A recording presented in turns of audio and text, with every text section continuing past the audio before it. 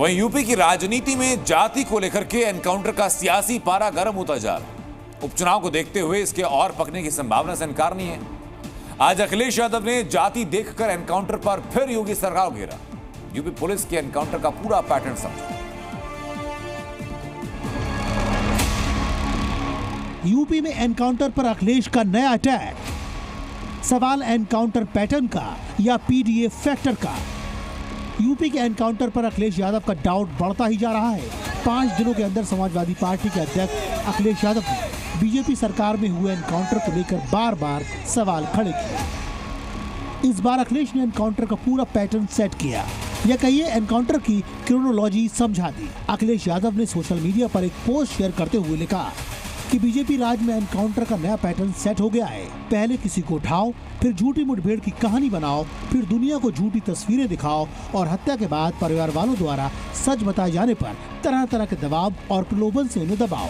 विपक्षी राजनीतिक दलों द्वारा भंडाफोड़ होने पर अपने दोयम दर्जे के नेताओं को आगे करके शीर्ष नेतृत्व को बचाओ। जनाक्रोश बढ़ने पर औपचारिक दिखावटी जाँच कराकर मामला रफा दफा करवाओ।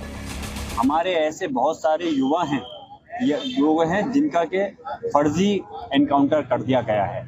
हम चाहते हैं कि ऐसा इस देश के साथ में सिर्फ हमारे उनके साथ ही खिलवाड़ नहीं, उनकी जान ही नहीं ली जा रही, बल्कि देश के संविधान और कानून के साथ में खिलवाड़ हो रहा है। एक मजाक सा बना दिया है। जो वांटेड हैं, जिनको पुलिस खोज रही है, वो कैसे अदालत में हाजिर होते हैं और जेल चले जाते हैं? इस पर आप क्या कह सकते हैं? क्या 1 लाख का इनामी आप आत्मा पर हाथ रख करके चिंतन करिए। वो घर में आसानी से जाएंगे और दरोगा जी, होमगार्ड जी बुलाएंगे तो वह तुरंत आ जाएगा?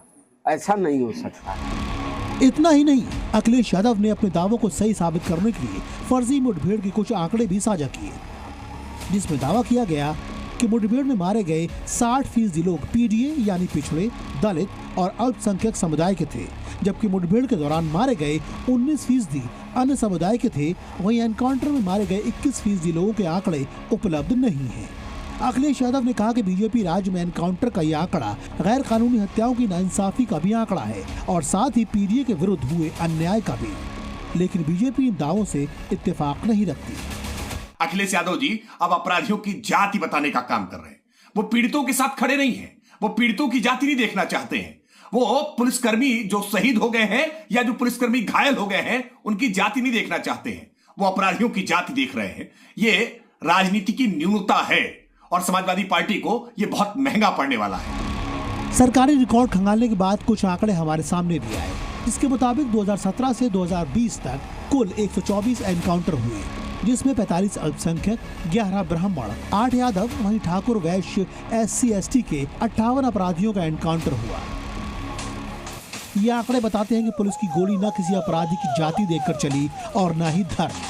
हाँ, ये बात और है कि यूपी उपचुनाव से पहले समाजवादी पार्टी ने हाल ही में हुए प्रयागराज एनकाउंटर में मारे गए मंगेश यादव की जाति को हथियार बना लिया है, ताकि जिस पीडीए फैक्टर की बदौलत लोकसभा चुनाव में 47 सीटों का आंकड़ा हासिल किया, उसी से 10 सीटों का सेमीफाइनल भी जीत पाए। ब्यूरो रिपोर्ट, जी मीडिया। जी न्यूज़।